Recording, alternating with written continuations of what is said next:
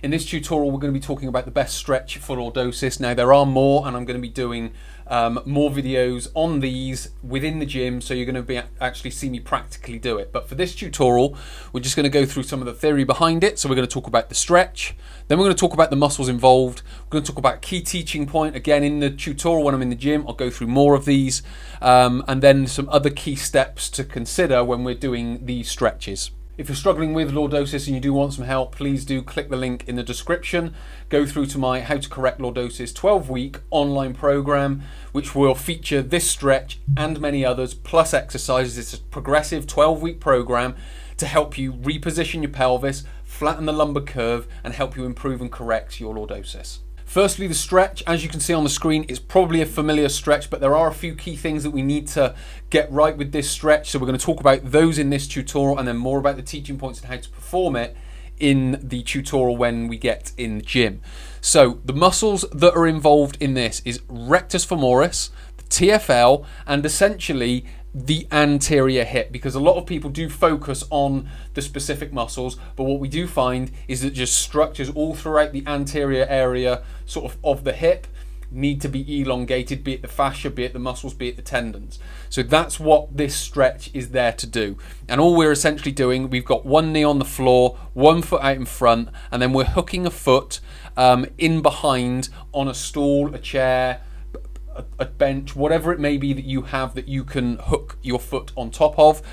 Then we're being as upright as we can, and we're going to talk about that a little bit more when we come to the one key teaching point to get right. The muscles that are involved again are important, and we're talking about rectus femoris, which starts on the anterior inferior iliac spine. So if you can imagine the front of the pelvis, it sort of looks something like that. That's the anterior superior iliac spine, and this is the anterior inferior iliac spine. And then you've got what's called the crest of the ilium at the top here. So you've got the ASIS there, and then you've got the AIIS down here, which is where rectus femoris joins in. A little bit of a mouthful, but we get there.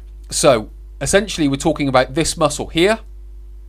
It comes right down the front of the thigh, goes through the quadriceps tendon, the patella, and then ends on the patella tendon down here and joins on to the bony part just below your knee. If you go down and feel the front of your knee, there's a little bony bit, that's where it joins in. Then we have the TFL, which you can just about make out on the side of this diagram, which is on the side of the front and the side of the pelvis. And it's this little muscle here, and it starts on the iliac crest, as you can see here, crest of the ilium. This is where it starts, and then it ends on the IT band, which you can just about make out down here. Then obviously the IT band then goes all the way down onto the sort of outside of the knee. So this is why we need to flex the knee. This is why we need to bend the knee and hook it up on the chair, the bench, or the desk, or whatever it may be, so we can then elongate this area. But what we're going to talk about next is the key teaching point to do along with that, because if you don't do this, you're going to get the stretch wrong. And the key teaching point is tucking the pelvis, or tuck the pelvis. Now what does that mean? Well, as you can see here, there is a curve to my lower lumbar spine. Now if that's a lordotic curve, then it is exaggerated. So there is an exaggerated inward curve there. Now what essentially comes along with that is that anterior pelvic tilt. So what can happen, and again I'll exaggerate ever so slightly, is the pelvis gets pulled forwards or pulled downwards. So this front part gets pulled downwards, and essentially the back part is kind of getting pulled upwards. Now when we tuck the pelvis, what we're trying to do is lift the front of the pelvis. Now in this position, this is hard to do, so we have to tuck the pelvis first. And what essentially we're trying to do is lift the pelvis. Now we may not lift it completely parallel to the floor or so it's level, but what we are trying to do is lift it up. Now what that's doing, that's lengthening the muscle that much more.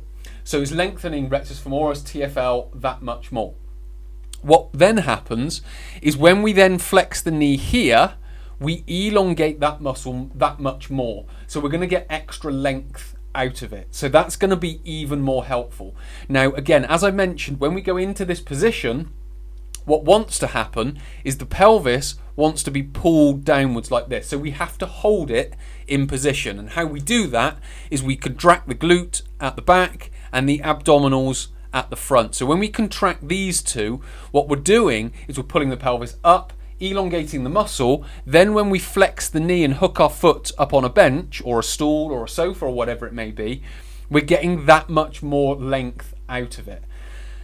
So that's the key teaching point to remember. But what we can do before that is a couple of things which we're going to talk about next that are going to help you elongate the muscle even more. And the key step is foam rolling. Now, what I'm foam rolling here is the rectus femoris, which basically goes from the knee here to the front of the pelvis here. Now, if you remember back to the image that I had on earlier, which showed the image of all the different muscles of the leg, the rectus femoris is one of the quadriceps. It's middle and top. So if you go onto this roller here that you can see here, or if you massage or foam roll the front of your thigh, basically go in the middle on the top of your thigh and you'll get the rectus femoris.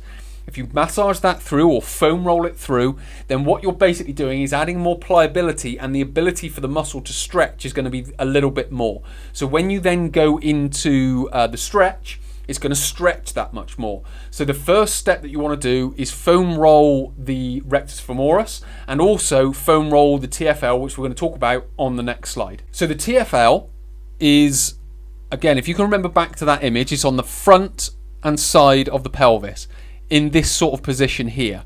So again, all I've done is I've gone on a foam roller and I've gone to the sort of the, although I'm probably a little bit more to the side of the hip here, if I was to roll myself forwards a little bit and point to the floor a little bit more, then I'll be bang on top of the TFL. So that's where I want to go. Now, with all of this said, if you can find some sensitive areas on the front of the pelvis or the front of the thigh, then go with that and foam roll that through.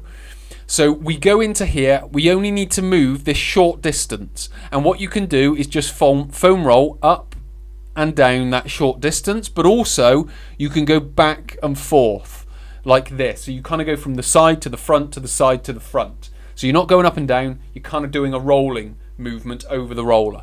So we've got those two movements to be able to get right for the for preparing for the stretch. So as I mentioned before, the key thing, foam roll first, stretch after. Make the muscle more pliable and then lengthen it with the stretch. Foam roll helps it get more pliable, stretch lengthens it.